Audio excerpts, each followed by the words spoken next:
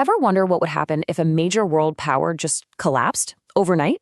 Well, today we're diving into a really detailed and frankly pretty terrifying scenario. This is all pieced together from source analysis, looking at how the fall of the Iranian regime could actually go down. So let's set the scene. It's February 28th. Suddenly, news flashes across the globe, and honestly, the world just holds its breath. Ayatollah Ali Khamenei, the supreme leader of Iran for more than 30 years, is dead, assassinated. And it wasn't just some random act. It was a joint U.S.-Israeli military strike. Just like that, the aftershocks from this one single event are about to completely reshape the Middle East. Okay, so to really get our heads around this, we need to follow the dominoes as they fall, right? We're going to start with the strike itself. Then we'll look at what was going on inside Iran before all this happened. After that, we'll cover their big retaliation, see how the global powers reacted, and finally, try to figure out what could possibly come next for Iran.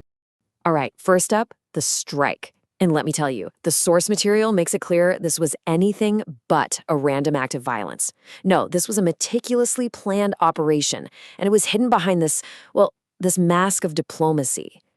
And the timing here is just wow. It's absolutely crucial. So get this. On February 27th, there's this big announcement from Oman. It looks like a huge diplomatic breakthrough. Iran has apparently agreed to stop enriching uranium and halt its missile program. Great news, right?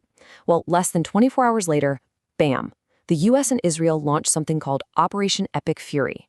The analysis we're looking at calls this a calculated act of deception, basically a bait and switch on a massive global scale. And we're not talking about a small-scale operation. The sheer size of this was immense. The analysis suggests that Israel, on its own, deployed its largest aerial fleet ever for this attack. We're talking 200 advanced fighter jets.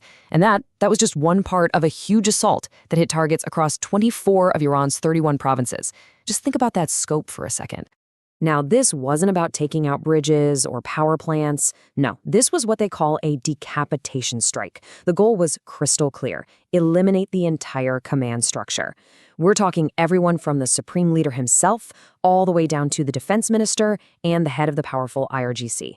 In one single coordinated attack, the regime's leadership was just gone, wiped out.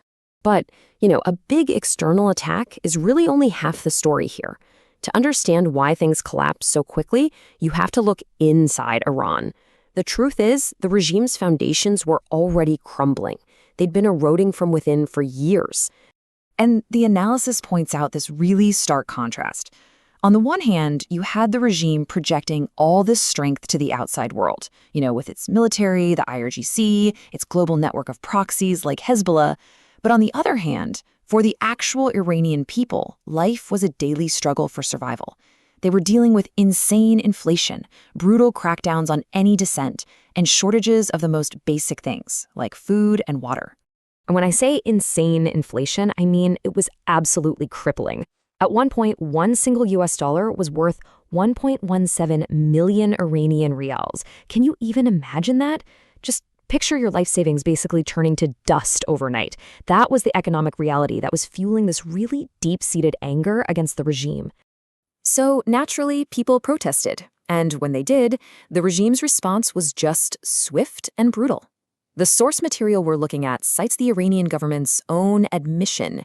This isn't an outside estimate, this is their number, that they killed 3,000 of their own citizens during recent protests. That kind of violence, it creates a gap between the government and the people that you just can't fix. Okay, so with its leadership in complete disarray, Iran lashes out. They have to do something, right? But this massive counterattack they launch, according to the analysis, it ends up being a fatal mistake. It's the move that turns a crisis into a full-blown catastrophe for what's left of the regime. So Iran just unleashes this storm of missiles and drones all across the region.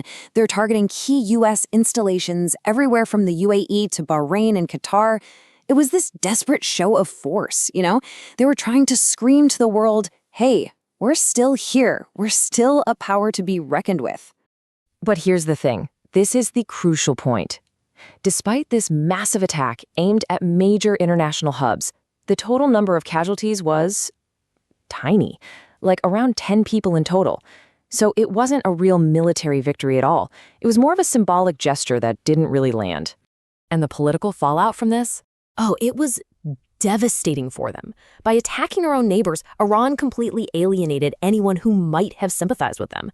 They just pushed themselves into even deeper isolation on the world stage. They just completely misread the room. So that brings us to the big question. Why now? What was the real motive here? Well, the source argues that if you want to understand why this happened, you have to look right past all the official statements and justifications.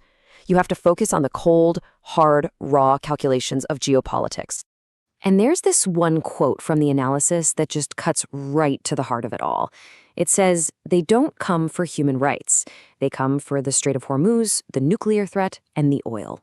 I mean, that says it all, doesn't it? This intervention wasn't about bringing democracy. It was about controlling the flow of oil, getting rid of a nuclear threat, and locking down crucial energy resources. But wait, there's another layer to this story. And honestly, it's pretty unsettling. The source claims that this entire strike was powered by advanced AI. We're talking about targeting systems with these strange, almost biblical names like Lavender and the Gospel. And get this, the Lavender system alone had previously identified 37,000 potential targets in Gaza. This isn't science fiction anymore. This points to a brand new and frankly terrifying era of autonomous warfare. We're talking about killer robots. So you might be asking, where were the other big players? Where were Russia and China in all this? Well, the analysis suggests they were basically stuck on the sidelines. Russia is all tangled up in Ukraine, and China is focused on its own economy. So they were either unable or just unwilling to step in. And what this scenario really shows is a stark reality about the world right now. When America decides to act, even other major powers can be reduced to just spectators. America makes a move, and the rest of the world just has to watch. So, with the old regime completely shattered, the massive question is, what comes next? What happens now? The source material lays out 3 possible paths for the future of Iran, and believe me, they are vastly different from each other. Okay, so path number 1, a full-on military takeover. The IRGC basically installs its own strongman, which, that would almost certainly kick off a brutal civil war. Then there's path number 2, a complete descent into chaos. A total power vacuum where all these rival factions just fight each other for control, plunging the whole country into anarchy. And finally, you have what you might call the best-case scenario, path 3. A new, moderate political class rises up, one that's focused on actually rebuilding Iran from the inside and rejoining the international community. So what we're left with is this scenario where, yes, a brutal regime is toppled, but what comes next is anything but certain. When you remove a power like that, it creates a vacuum. And the huge unanswered question is whether Iran, and really the entire region, can avoid getting sucked into the chaos that rushes in to fill that void. That's the really precarious and uncertain future we're left thinking